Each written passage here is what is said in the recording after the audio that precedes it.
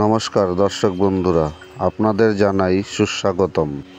আজকে আপনাদের সামনে একটি অত্যন্ত গুরুত্বপূর্ণ বিষয় নিয়ে আলোচনা করব, আর তা হলো শ্রীকৃষ্ণের মতে গরিব দুঃখীকে বা কোনো পশু পাখিকে সাহায্য করে থাকলে বা দান ধর্ম করলে কি হয় সেই সম্পর্কে। আপনি যদি কখনো কোনো গরিব দুঃখীকে বা কোনো পশু পাখিকে সাহায্য করে থাকেন, তাহলে এই গল্পটি থেকে আপনি জীবনের এক মহামূল্যবান বিষয় সম্পর্কে জানতে পারবেন। বন্ধুরা, এই পৃথিবীতে বহু এমন মানুষ রয়েছেন যারা অন্যের দুঃখ কষ্ট দেখতে পারেন না এবং নিজের কথা না ভেবে নিঃস্বার্থভাবে মানুষ বা জীবজন্তুর সেবায় নিজেকে নিযুক্ত করেন। গরিব দুঃখীদের সাহায্য করেন, প্রয়োজনে মানুষের পাশে দাঁড়ান। যারা এরকম দান ধ্যান সেবা করেন বা যারা করেন না, উভয়ই অবশ্যই এই ভিডিওটি মন দিয়ে শেষ পর্যন্ত সম্পূর্ণ দেখুন, কারণ এই ভিডিওটির মাধ্যমে দানের বিষয়ে ভগবান শ্রীকৃষ্ণের বলা এক মহৎ শিক্ষা লাভ করতে পারবেন, যা আপনার জীবনে এক বিরাট পরিবর্তন নিয়ে আসবে। একটি গ্রামে একজন হতদরিদ্র মানুষ বাস করতেন। তিনি খুবই কৃষ্ণ ভক্ত ছিলেন। তিনি প্রত্যেক দিনই সন্ধ্যাবেলায় নিয়ম করে গীতা পাঠ করতেন। এরকমই একদিন সন্ধ্যাবেলায় হারিকেন জ্বালিয়ে তিনি গীতা পাঠ করেছিলেন। হঠাৎ হারিকেনটির তেল শেষ হয়ে সেটি নিভে যায়। তার বাড়িতে অতিরিক্ত তেলও নেই, যার মাধ্যমে তিনি আবার ওই হারিকেনটি জ্বালাতে পারেন। তখন সে মনের দুঃখ ভগবানের উদ্দেশ্যে বলতে থাকে, হে ভগবান, তুমি আমাকে এত গরিব করে কেন পাঠালে? তেল কিনে যে তোমার মুখনিসৃত বাণী শ্রবণ করব, সেই সামর্থ্যটুকু ও আমার নেই। এই বলে তার অঝরে চোখ দিয়ে জল গড়াতে থাকে। তার ঘরের পাশেই আরেকজন ব্যক্তির ঘর ছিল। সে প্রতিদিন কাজ থেকে ফিরে এসে মদ্যপান এবং অন্যান্য নেশায় নিজেকে ডুবিয়ে রাখত। গ্রামে সেই ব্যক্তি দুশ্চরিত্র হিসেবেই পরিচিত ছিল।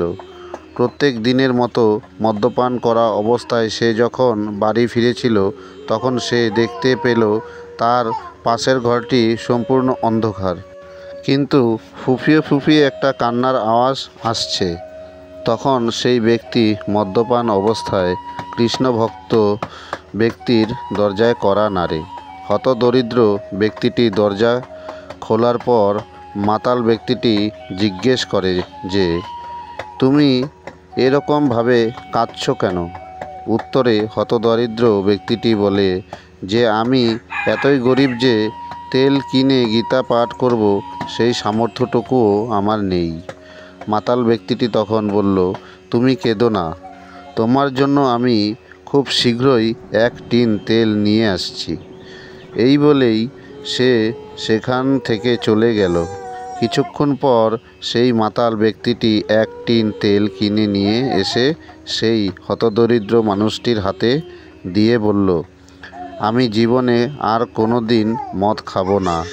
এতদিন মদ কেনার জন্য যে টাকা আমি ব্যয় করতাম, সেই টাকা দিয়ে এবার থেকে তোমার গীতা পড়ার জন্য আমি তেল কিনে নিয়ে আসব এবং এবার থেকে রোজ এসে তোমার কাছে গীতা পাঠ শুনব। কিন্তু দুর্ভাগ্যবশত পরের রাতে সেই মাতাল ব্যক্তিটি মারা যান। সেই এলাকায় দুশ্চরিত্র ও মাতাল হিসেবে পরিচিত ছিল বলে গ্রামের কোনো ব্যক্তিই তাকে শ্মশানে নিয়ে যেতে রাজি হলো না। এমনকি তার মৃতদেহ গ্রামের শ্মশানে দাহ পর্যন্ত করা হবে না বলে গ্রামবাসীরা স্থির করল। অতঃপর মাতাল ব্যক্তিটির দেহ সবাই মিলে দূরের একটি জঙ্গলে ফেলে রেখে আসলো। তারা চাইছিল যে তার দেহ যাতে হিংস্র বনের জন্তু জানোয়াররা খেয়ে ফেলে, কিন্তু ভগবানের কি অসীম লীলা!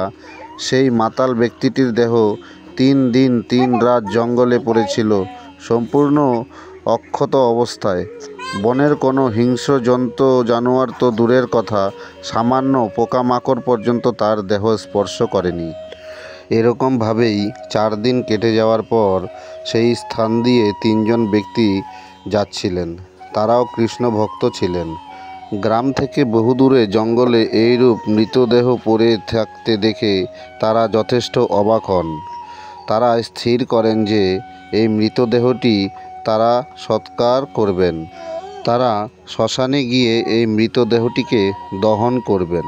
ফলস্বরূপ তারা ওই মৃতদেহটিকে জঙ্গল থেকে তুলে নিয়ে গেলেন শ্মশানে এবং সেখানে প্রথমে মৃতদেহটিকে স্নান করানোর পর দহন কার্য শুরু করলেন।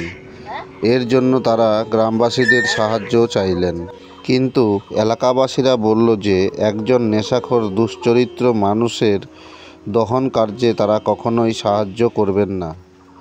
তখন সেই 3 জন ব্যক্তির মধ্যে যিনি সবথেকে বয়স্ক তিনি গ্রামবাসীদের উদ্দেশ্যে বললেন, এই গ্রামের মধ্যে এমন কেউ কি নেই যে এই মৃত ব্যক্তির যে কোনো একটি ভালো কাজের কথা বলতে পারেন? তখন গ্রামবাসীদের মধ্যে থেকে একজন লোক হাত তুললেন।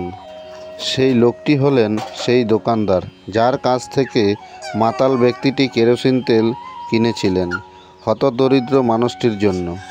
দোকানদার তখন বললেন, আমি এই ব্যক্তিটিকে বলতে শুনেছি যে জীবনে আমি অনেক পাপ কাজ করেছি, দেখি এই ভালো কাজের জন্য ভগবান আমায় ক্ষমা করতে পারেন কিনা।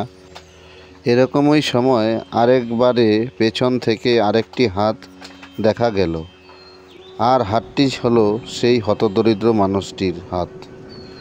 মানুষটি তখন সবাইকে উদ্দেশ্য করে বলল যে আমি কাল রাতে একটা স্বপ্ন দেখেছি।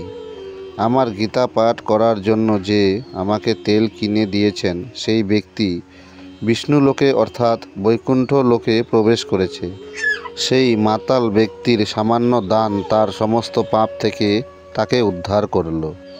ভগবান শ্রীকৃষ্ণ শ্রীমদ্ ভগবদ্ গীতায় অর্জুনের উদ্দেশ্যে বলেন, দান ধর্মের মহিমা কী?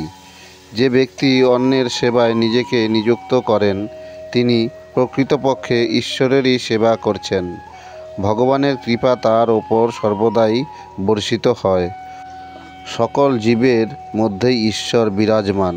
তাই আমাদের সকলকে নিঃস্বার্থভাবে সকল জীবের সেবা করা উচিত। শাস্ত্রে বলা হয়েছে, সেবাই হলো পরম ধর্ম। হরে কৃষ্ণ। পারলে আপনজনদের উদ্দেশ্যে শেয়ার করবেন।